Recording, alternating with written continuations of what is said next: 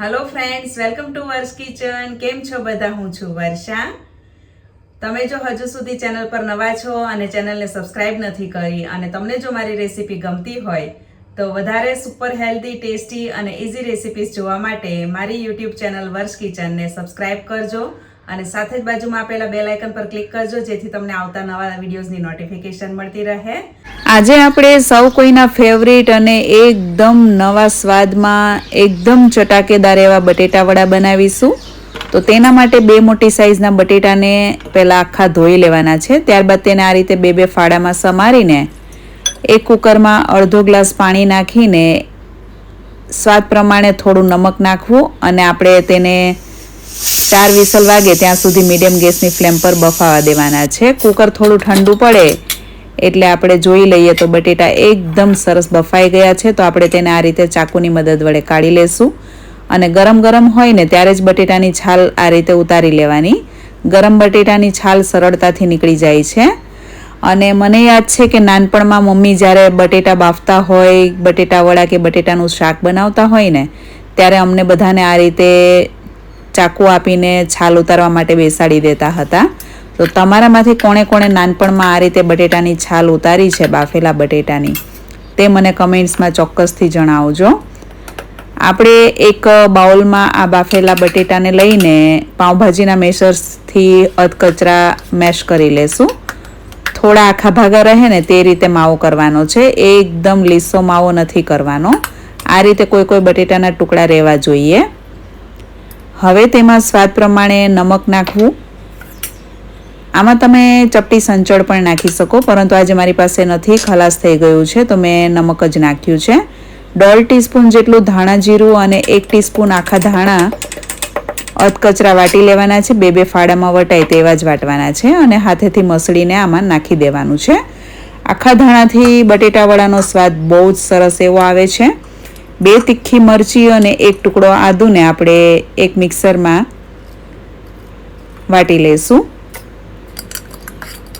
મરચી એકદમ તીખી છે તો મેં 2 નંગ લીધી છે. તીખાશ તમારે તમારા ટેસ્ટ પ્રમાણે લેવી. 2 મોટા બટેટા હોય તો 2 તીખી મરચી લેવી. 8 થી 10 કળી લસણને વાટી લેવાનું છે. અને હવે આ બટેટાનો મુખ્ય સ્વાદ છે ફુદીનો. તો ફુદીનાને ધોઈને કોરો કરીને તેના 10 થી 12 પાન આ રીતે એકદમ ઝીણા ઝીણા સમારીને ઉમેરવાના છે. ફુદીનાની પેસ્ટ નથી કરવાની. પેસ્ટ કરશો તો તે કાળો પડી જશે. તો એકદમ ઝીણો ઝીણો સમારીને ઉમેરી દેવાનો છે. અને આ ફુદીનાને કારણે બટાટાવાળાનો સ્વાદ અને સુગંધ એકદમ જોરદાર આવે છે. અને અડધો કપ જેટલી કોથમીર ધોઈને સમારેલી છે. ધોઈને કોરી કર્યા બાદ સમારી છે જેથી માવો એકદમ સરસ કોરો કોરો રહે. તો કોથમીર તેમાં નાખી દેશું અને હવે એક વઘારિયામાં 2 ચમચી જેટલું તેલ ગરમ કરવું. તેલ ગરમ થાય એટલે ગેસની ફ્લેમ ધીમી કરીને તેમાં 1/2 ટીસ્પૂન જેટલી રાઈ નાખવાની છે વઘારમાં. 1/2 ટીસ્પૂન જેટલી અડદની દાળ નાખવી વઘારમાં. અડદની દાળને કારણે બટેટા વડાનો સ્વાદ અને સુગંધ 100 ગણો વધી જાય છે. 8 થી 10 લીમડાના પાન આ રીતે એકદમ હાથેથી ઝીણા ઝીણા તોડીને વઘારમાં નાખી દેવા. અને જે 8 થી 10 કળી લસણ આપણે વાટ્યું હતું તે આ વઘારમાં નાખી દઈશું. ગેસની ફ્લેમ સાવ ધીમી રાખવાની છે જેથી વઘાર બળી ન જાય અને રાઈ ફૂટી જાય ત્યારબાદ જ તેમાં અડદની દાળ નાખવી. અડદની દાળ હળવી લાલ થાય એટલે તેમાં લસણ અને લીમડો નાખી દેવો.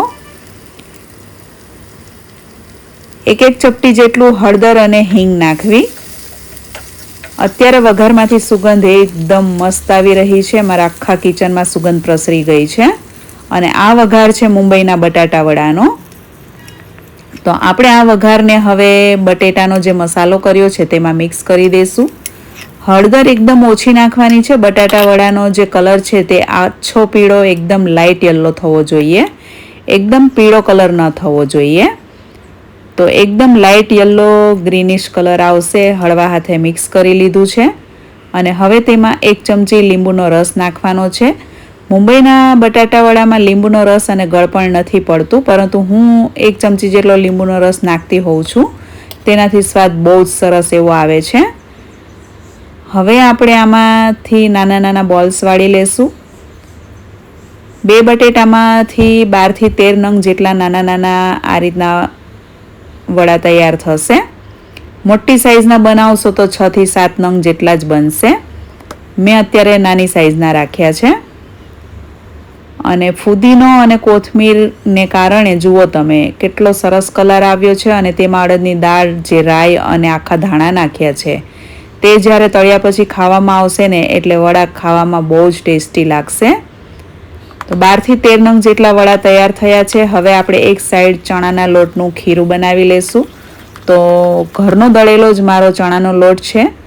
1 કપ જેટલો ચણાનો લોટ લીધો છે અને તેમાં જરૂર પ્રમાણે પાણી નાખીને મીડિયમ ઘાટું ખીરું બનાવી લેવાનું છે. બહુ પાતળું પણ નહીં અને બહુ જાડું પણ નહીં. તે પ્રમાણે તેમાં સ્વાદ પ્રમાણે થોડું નમક નાખવું અને ચપટી હિંગ નાખવાની છે. હિંગ નાખવાને કારણે જે બટેટા વડાનું ઉપરનું પડ તૈયાર થશે તે ખાવાની બહુ મજા આવશે. અને પડમાંથી સુગંધ અને સ્વાદ પણ બહુ સરસ એવો આવે છે. તો ખીરામાં એક પણ ચણાના લોટની ગાંઠ ન રહે તે પ્રમાણે મિક્સ કરી લેવાનું છે પાણી સાથે. એકદમ સરસ લીસું ખીરું તૈયાર કરવાનું છે. ઘરનો દળેલો જરા એવો કરકરો ચણાનો લોટ હોય તો તે પણ ચાલે છે અને તૈયાર બેસન પણ ચાલે છે.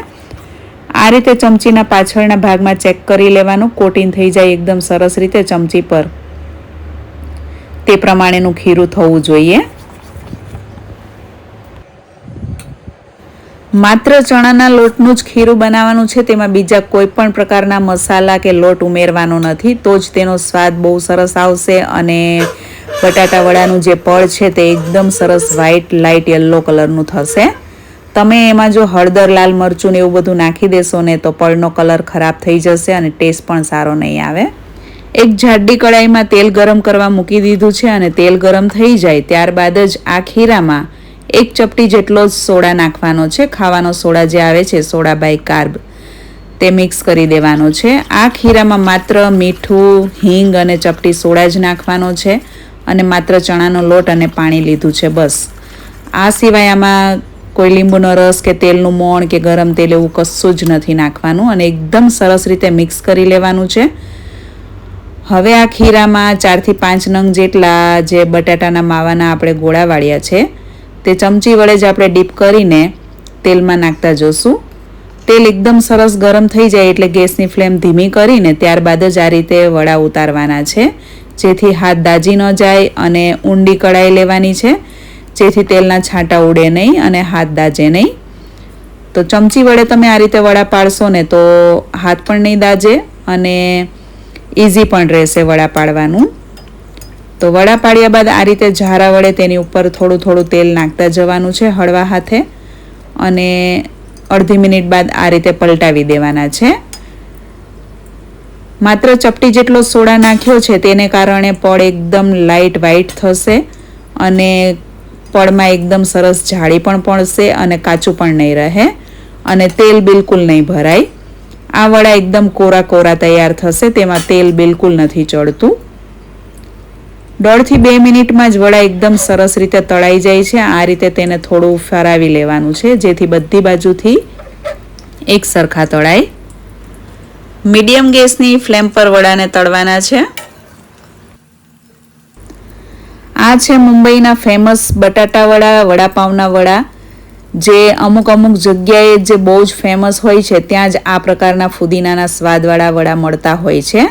જે લોકો લસણ ન ખાતા હોય તે લોકો માત્ર આદુ અને ફુદીનો નાખીને પણ જો આ બટાટા વડા બનાવશે તો પણ તે સ્વાદમાં 100 ગણો વધારો કરે તેવા ટેસ્ટી લાગશે.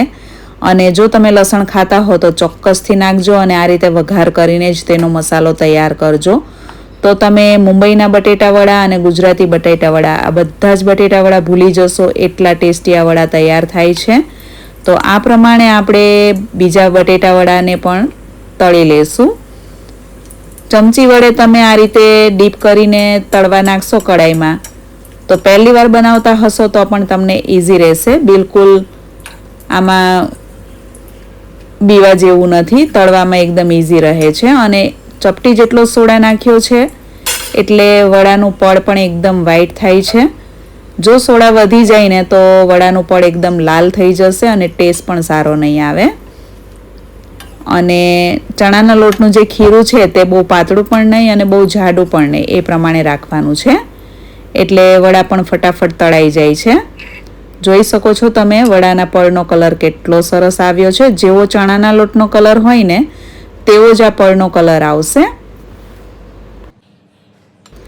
અત્યારે આ વડામાંથી સુગંધ એકદમ જોરદાર આવી રહી છે અને એ તમે એક વખત બનાવીને ખાશો ને ચાખશો ને ત્યારે જ તમને ખ્યાલ આવશે કે આ રીતે બનાવેલા મસાલામાંથી બટેટા વડા કેટલા ટેસ્ટી બને છે. તો અત્યારે મેં આ બટેટા વડાને મરચી, ગ્રીન ચટણી અને વડાપાવની સૂકી લસણની ચટણી સાથે સર્વ કર્યા છે. અને આ ચટણી મીડિયમ તીખી હોય છે, તેમાં કાશ્મીરી મરચાંનો ઉપયોગ થાય છે જેથી તે ચટણી ટેસ્ટી અને પ્રમાણસર તીખી હોય છે. અને અમારા ઘરમાં બધાને કાચી મરચી ભાવે છે એટલે મેં મરચી તળી નથી. તમને તળેલા મરચાં ભાવતા હોય તો ખાસ મરચાં તળીને સર્વ કરજો. બટેટાવડા સાથે ખાવાની મજા પડી જશે. તો આ બટેટાવડાને સૂકી લસણની ચટણી અને ગ્રીન ચટણી સાથે ખાવામાં આવે છે અને ટેસ્ટમાં એકદમ જોરદાર બન્યા છે. અને વડું તોડતાની સાથે જ અત્યારે સુગંધ બહુ મસ્ત આવી રહી છે. એ તો તમે એક વખત બનાવશો ને એટલે તમને ખ્યાલ આવી જશે કે આ રીતે ફુદીનાવાળા મસાલામાંથી બટેટાવડા કેટલા સરસ તૈયાર થાય છે. તો તમારામાંથી બટેટાવડા કોને કોને ખૂબ જ ભાવે છે, તમે કેવા પ્રકારના બટેટાવડા ખાવાનું વધુ પસંદ કરો છો અને તમે કઈ જગ્યાએ બટેટાવડા ખાવા જાઓ છો, ઘરે તમે કેવા બટેટાવડા બનાવો છો તે મને કમેન્ટ્સમાં જરૂરથી જણાવજો. અને આજનો આ વિડીયો તમને પસંદ આવ્યો હશે તેવી હું આશા રાખું છું. અને તમે આજનો આ વિડીયો કયા શહેરમાંથી જોઈ રહ્યા છો, તમે તમારા શહેરમાં કઈ જગ્યાએ બટેટાવડા ખૂબ જ વખણાય છે તે પણ મને કમેન્ટ્સમાં જરૂરથી જણાવજો. તમને આજનો આ વિડીયો ગમ્યો હોય તો રેસીપીને લાઈક અને શેર કરજો અને ચેનલને સબસ્ક્રાઈબ કરજો.